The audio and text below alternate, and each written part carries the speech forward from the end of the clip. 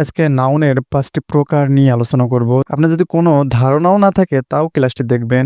Which one is the abstract noun? নিচের কোনটি abstract noun?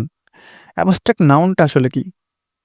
Noun তো আমরা জানি ৫ প্রকার। Proper noun, common noun, material noun, collective noun, abstract noun. এখানে অ্যাবস্ট্রাক্ট নাউনটা হলো যেই নাউনগুলো কান দিয়ে শোনা যায় না, নাক দিয়ে ঘ্রাণ নেওয়া যায় না, চোখ দিয়ে দেখা যায় না, তাদেরকেই অ্যাবস্ট্রাক্ট নাউন বলা হয়, যেগুলোকে আমরা শুধু অনুভব করতে পারি। এখানে ক্লাস অবশ্যই হবে না, রাইস তো ম্যাটেরিয়াল নাউন হবে না, টিম তো কালেকটিভ নাউন এরও হবে না। ইন্টেলিজেন্স এটা বুদ্ধি, বৃত্তি, ইন্টেলিজেন্স এটা অবশ্যই আমরা দেখতে পারি না, অনুভব করতে পারি শুধু। Which one is a material noun? Material নাউনটা কি? বস্তুগত, যেমন বই, টেবিল, চেয়ার, মোবাইল, কলম, এসবই ম্যাটেরিয়াল নাউন। এখানে গ্রুপ তো হবে না, মিট, সিরিয়াসনেস, পার্টি, অবশ্যই মিট মানে কি মাংস, এটা ম্যাটেরিয়াল নাউন হবে। What kind of noun is the word kindness? Kindness মানে কি? উদারতা। উদারতা অবশ্যই এটাকে আমরা দেখতে পারি না, এটা তো প্রপার নাউন হবে না। প্রপার নাউন তো কোনো নামকে বোঝায়, কমন নাউন তো ওই নামের একই জাতীয় সবাইকে বোঝায়, এটাও হবে না। হ্যাঁ, অবশ্যই আমি পরে ব্যাখ্যা দিব সলিউশনে। অ্যাবস্ট্রাক্ট নাউন আমরা কি বলেছি? বিমূর্ত নাউন, দেখা যায় না, এটাও হবে না। অ্যাবস্ট্রাক্ট নাউন কাইন্ডনেস, উদারতা, এটা অবশ্যই অ্যাবস্ট্রাক্ট নাউনের মধ্যে পড়বে, ম্যাটেরিয়াল তো হবেই না।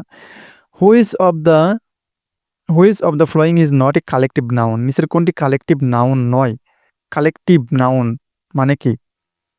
কালেকটিভ নাউন একটা সমন্বিত নাউন, একটা টিম বোঝাবে, একটা একই জাতীয় একটা দলকে বোঝাবে। কালেকটিভ নাউন একটা টিম বোঝাবে, একটা দল বোঝাবে। যেমন আমরা বলতে পুলিশ, পুলিশ তো একজন ব্যক্তি দিয়ে হবে না। যেমন ফ্যামিলিতে একজন সদস্য থাকে, ফ্যামিলিতে একজন সদস্য থাকে না। অতএব নেভি, নেভি অবশ্যই যে সেনাবাহিনীর নাম, একটা একটা বাহিনীর নাম। নেভি অবশ্যই একটা বাহিনীর নাম, একটা কালেকটিভ নাউন। একটা বাহিনী কখনো একজন দিয়ে হয় না, এজন্য একটা কালেকটিভ নাউন হবে, কালেকটিভ নাউনের মধ্যে পড়বে। এখানে বলছে কালেকটিভ নাউন নয় কোনটি? পাবলিক, একজন দেওয়ার পাবলিক হয় না। লাভ এটা হতে পারে, এটা হাতে রাখি। অর্কেস্ট্রা এটা হলে বাদক দল, বাদক দল কি একজন দিয়ে হয় না, অনেকজন, এটাও কালেকটিভ নাউন। অতএব কালেকটিভ নাউন হবে না লাভ, ভালোবাসা, এটা অবশ্যই অ্যাবস্ট্রাক্ট নাউনের মধ্যে পড়ে। Which of the following is not a collective noun? নিচের কোনটি কালেকটিভ নাউন নয়? ক্লাস, অবশ্যই ক্লাস হতে হলে একের অধিক ব্যক্তি দিয়ে হতে হবে। একজন ছাত্র দিয়েও যদি ক্লাস শুরু করেন, তাও সেখানে একজন টিচার থাকতে হবে, তার মানে দুইজন। অতএব ক্লাসটি কালেকটিভ নাউন। অডিয়েন্সটাও সেম ভাবে কালেকটিভ নাউন। পারটা হাতে রাখি। পাবলিক, পাবলিক অবশ্যই কালেকটিভ নাউন। তা পার, পার অর্থ হলো ধ্বনিতত্ত্ব, মানে বাংলা ব্যাকরণে কোনো একটা মিনিংস বোঝাবে, এটা দিয়ে দিছে এখানে, এটা কালেকটিভ নাউন নয়।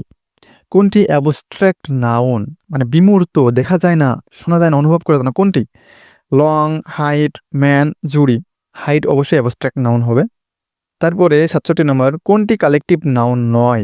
কোনটি কালেকটিভ নাউন নয়?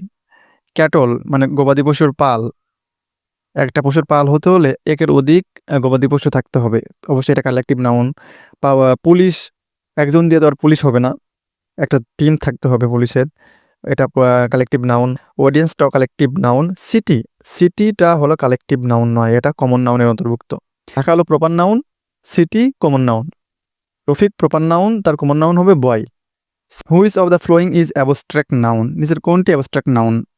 চাইল্ড, শিশু, এটা অবশ্যই এটা প্রপার নাউনের মধ্যে পড়ে। বয় এটা প্রপার নাউন। ফ্যামিলি এটা কালেকটিভ নাউনের মধ্যে পড়ে। চাইল্ডহুড শৈশব, দেখুন তো শৈশব আর শিশু এক নাকি? না, শৈশবটা একটা জাস্ট অনুভব করা যায়, দেখা যায় না কিন্তু। কিন্তু চাইল্ড এটা দেখা যায়, এটা এজন্য শৈশব, চাইল্ডহুড এটা হলো আপনার অ্যাবস্ট্রাক্ট নাউন। আর নিচের কোনটি কালেকটিভ নাউন? বুকস, বুকস তো হবে না, গার্লও হবে না। লাইব্রেরি, লাইব্রেরি হতে হলে একটি বই নিয়ে কখনো লাইব্রেরি হয়? হয় না, তাহলে লাইব্রেরিটা এখানে কালেকটিভ নাউন। কোনটি কমন নাউন? কমন নাউন সম্পর্কে এখনো পড়ানো হয়নি। কমন নাউন এবং প্রপার নাউন সম্পর্কে খুব সুন্দর একটা তথ্য দেওয়া যায়। প্রপার নাউনটা একটা নির্দিষ্ট নামকে বোঝাবে, যেমন ঢাকা একটা নির্দিষ্ট স্থানের নাম, রহিম একটা নির্দিষ্ট ব্যক্তির নাম, হ্যাঁ, গীতাঞ্জলি একটা নির্দিষ্ট বইয়ের নাম, এগুলো সবই প্রপার নাউন। কিন্তু এগুলোর কমন নাউনটা কি? আমি প্রথম বলছি ঢাকা, ঢাকার কমন নাউনটি হবে ক্যাপিটাল বা সিটি।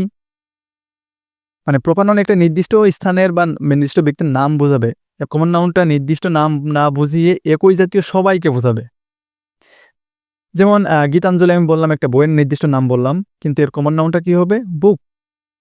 বুক বলতে সমগ্র বইকে বোঝানো হচ্ছে। আরেকটা বললাম রহিম বলি, রহিমটা প্রপার নাউন, এর কমন নাউনটি হবে বয়।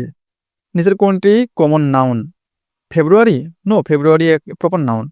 জুট, জুটটা ম্যাটেরিয়াল নাউন।